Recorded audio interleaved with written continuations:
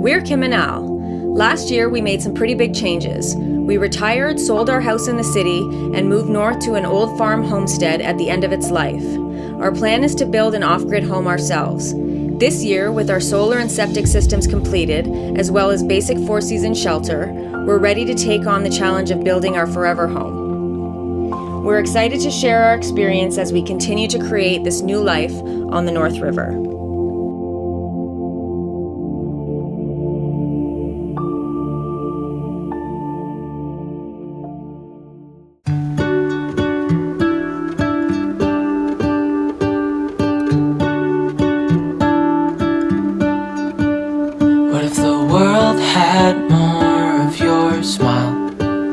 What if the wind could spread your love?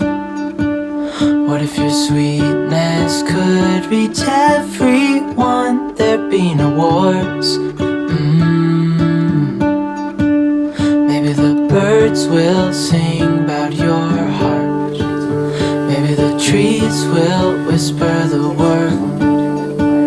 Maybe the sun will spread your joy to the ones who lost their hope.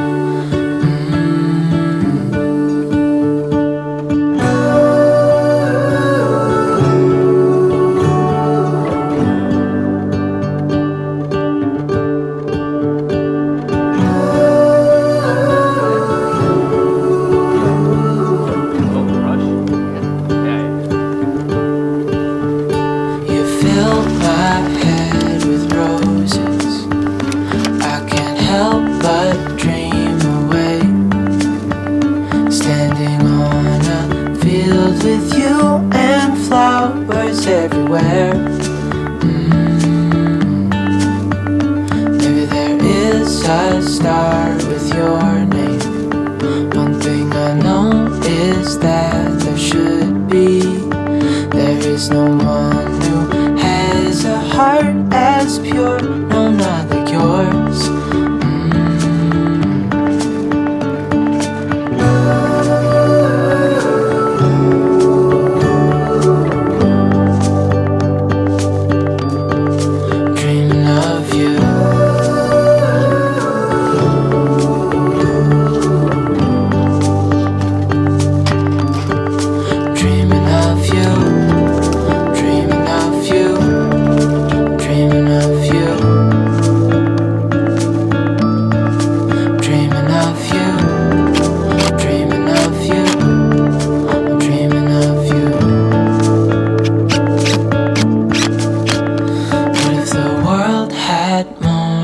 Your smile. What if the wind could spread your love?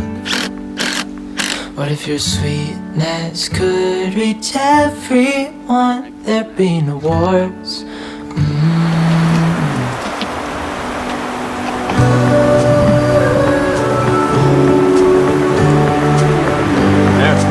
Nice.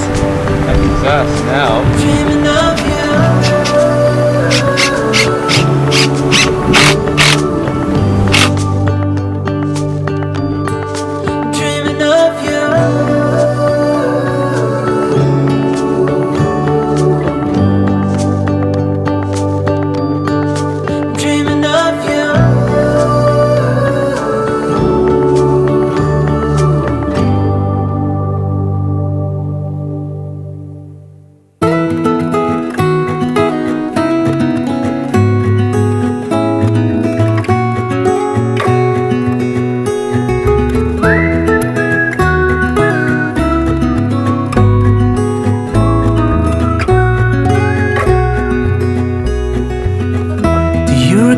When we were young, running from all things at once, without thinking twice. And I knew it would catch up, and that we would be the ones left behind. The stories I've been told. So today is a very big day. We are finally putting up the R10 hardboard insulation that we've been storing in the farmhouse in our ceiling in here.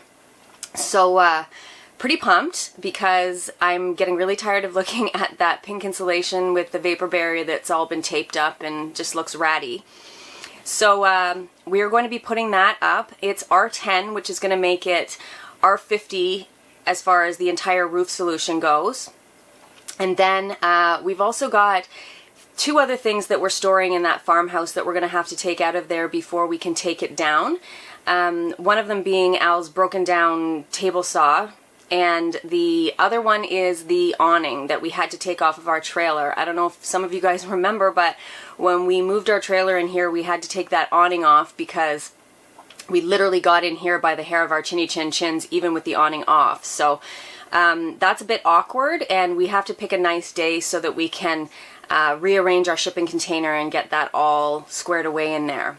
But that is a challenge for another day. Today I am just pumped because we're finally getting all that hardboard insulation out of the farmhouse, and you know, finally taking a step towards taking that down. So Al has all the studs marked, so he knows exactly where to put the screws in, so we are all set and ready to go.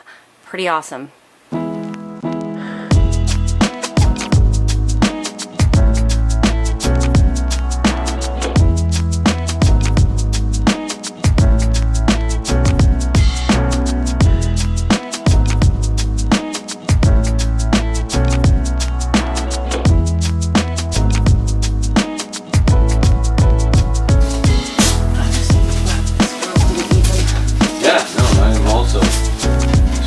For the squirrels and for us.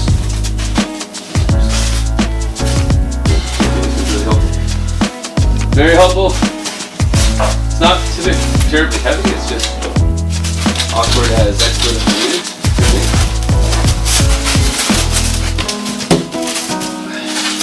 Three banana cream pies. Oh my god, it already looks so much better.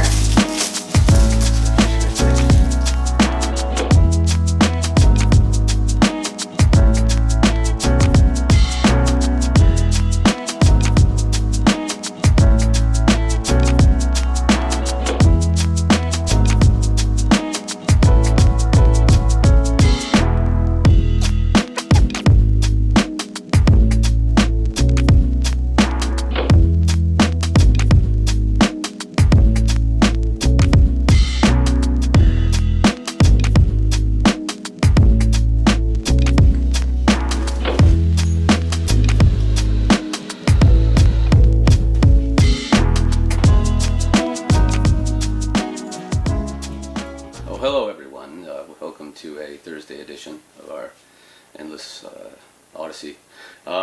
Just wanted to share with you, and those again, professionals, just you can tune out, go into the back of your head, because I know you're probably painfully aware of this. We pointed this out in some of our very early videos when we were working on the roof, putting up the framing for it. But what I did, a big mistake that I made, that I want to caution any builder of any level of acumen, when you're measuring on center, it's so crucial to get that right. So when you're building walls, you pre-measure your studs, right, and they need to be on 16 center, which means each stud is an inch and a half wide. So when you're done, you have 14.5 inches in between each stud.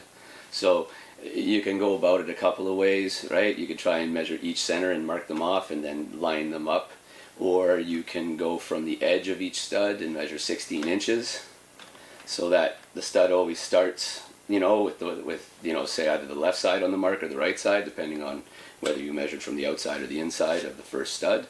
The mistake I made was I did it from the edge of the stud, but in my haste and without making excuses, the mistake that I made was one of the studs is 17.5 inches only at one end, and then it's proper 16 center at the other end. So what I have is a situation where under normal circumstances, when everything is on 16s, 3 16s is 48. That's why everything comes in 4x8 sheets or 48 inches by 96 inch sheets, so that when you put it up against the surface that, whether it's a wall and you're putting up drywall or what we're doing today, which is putting up hard foam insulation, the sheet will line up on the middle of the stud. So you have 2 sheets that meet together in the middle, And in the case of what I'm doing here, I'm using flat washers and 3-inch drywall screws to basically press and pull up the foam against the ceiling. So when you meet with a joint with 2 sheets, you're going to put a screw in between them with a washer, and it'll pull them together nice. But that only works if you have a surface to screw into, which is your stud. So because I made the mistake that I made, it really has a cascading effect on everything that we've done that involves the roof. Like the decking, the insulation that we put on top of that, the protective board that we put on top of that. The only thing it didn't affect was the TPO, because the TPO is in big giant sheets and just, you know what I mean, you overlap it and away you go. But you'll see I've had to, instead of just doing 4x8 sheets that just snap together like Lego blocks all the way along, I have to stop and cut a custom piece here. And because it's 17.5 at one end and then the proper 16 at the other, then it's actually a bit of a trapezoid. So I have to cut this custom piece, fit that into place, and then keep moving. But even the piece at the end, because the whole thing has been offset after this stud, because I started at this end and I made my way to this end. So every stud after this, even though they're on 16s, are all shifted like an inch forward. So just a little bit on an angle, but enough to make it a lot of puzzle work. So again, can't stress it enough, the old adage, measure twice, cut once. You really ought to, if you get anything else wrong, like make sure that all your studs start on 16s perfectly measured, so that, you know, when you go to put up your drywall and everything, it's just tic-tac-toe and not a lot of custom cuts and nightmare-y type precision. Positive thing is, though, we won't make that mistake on the house. Oh no! Having to fight with this, and like Kim mentioned earlier when I was complaining, that because this is a smaller space, right? There is some custom cuts, but you know, we'll get through it. The house that we're planning is going to be roughly 1,000 square feet, so you know what I mean.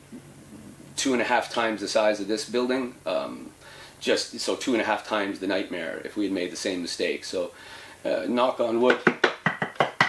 When we do our house proper, you know what I mean, I'll be measuring 3 times, cutting once. Just want to make sure I get all that right, so that when we go to put it together, it's all tic-tac-toe. Yeah, and we won't be rushed. Not to make excuses, but we won't be rushed. Not as much, yeah. I'll give myself a break. I'm not pistol whipping myself. It just makes it difficult. More difficult than it needs to be.